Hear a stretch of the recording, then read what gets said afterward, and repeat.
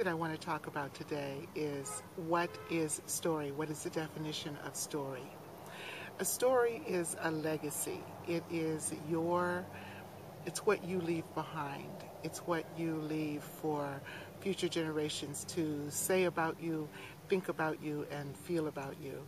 And the truth of that matter is, if you want your story to be different, then you have to create the story different before you have the experience.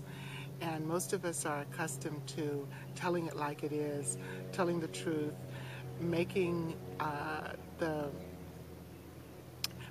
case for whatever it is that our experience happens to be. And what I'm inviting you to do is to take a look at creating a story that is worthy of what it is that you want to live. But when I was shifting gears and deciding that I wanted to have a different life, a totally different life from the one that I had lived before, and it actually feels like it is a very, very different life. But when I was shifting gears, I told myself a story. And I repeated that story to myself over and over and over every day until it became my life.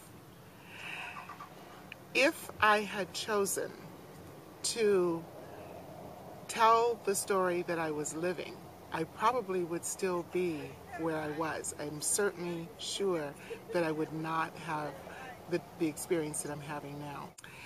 The story that you tell yourself is the part of you that becomes the next experience.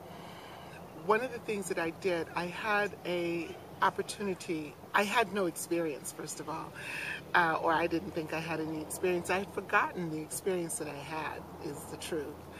And so I was looking to build a resume for myself, and I ended up putting myself in a position of taking care of a group of at-risk youth in Los Angeles, California.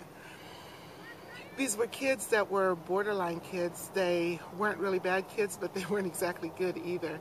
And they had their history, whatever. You know, there were things that had happened in their lives that were best not to be repeated. But basically the teachers and the people in charge of them just wanted to keep them busy for the 8 hours that they were stuck with them and then send them on to somebody else. And since I had no experience and I was a volunteer, it became my job to keep these kids busy. And what I did was, with my background in theater, I thought, well, why don't we make a play?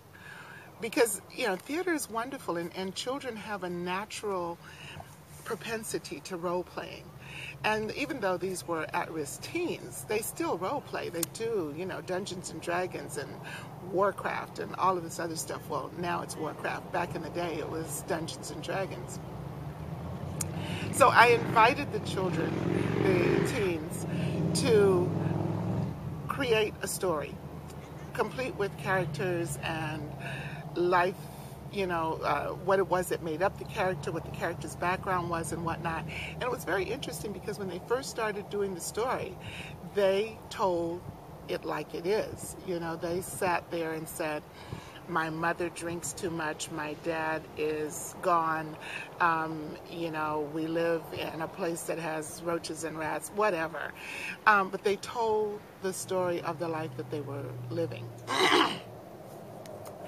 And over the period of in the next few weeks, I invited them to take a look. You know, what if you didn't live the way that you're living? What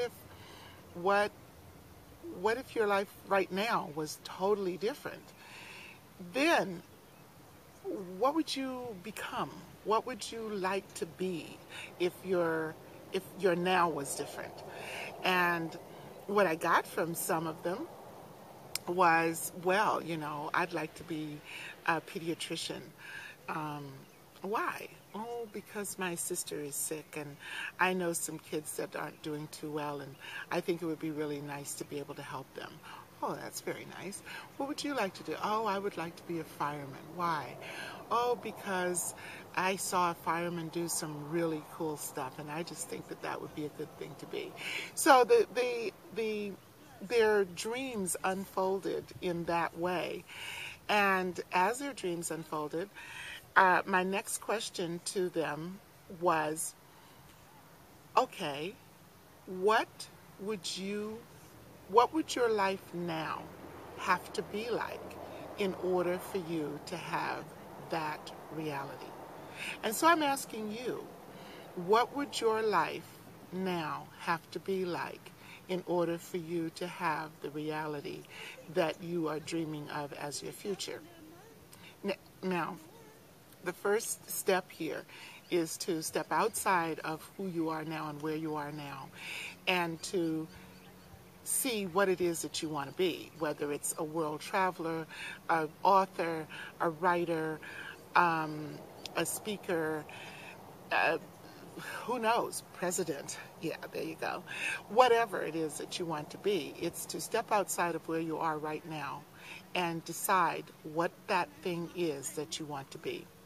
Once you have made that decision, now that you've made that decision, your next step is to move from who you are right now and decide what your experience would have to be like in order for you to have that future experience. In other words, what is your history? So, for example, if you are wanting to be a world traveler, then you have to go from, first of all, you have to move forward to where you are a world traveler. And then once you have put yourself emotionally in that place where you are a world traveler, your next step is to backtrack from being a world traveler to now. What kind of history would you have to have had in order to be a world traveler? What would your past have been like? Would you have been someone who always watched the travel channels? Would you be someone who has stacks and stacks of books and maps of the world? Would you be someone who has taken a lot of effort in following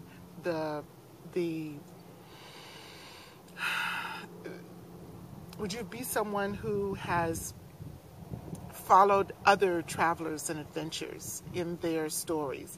Are you someone who reads the biographies and whatnot of world adventurers? Who is the person that would become the kind of world traveler that you would want to be? And whoever that person is, you have to start to create that person's, you have to start creating that person.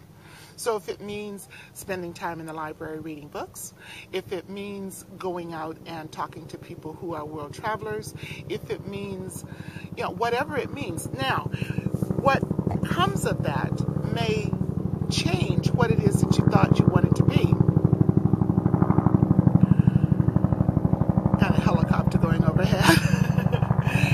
For example, there was a time when I wanted to live on a sailboat. That was my prime desire. I wanted to live on a sailboat. I wanted to sail around the world.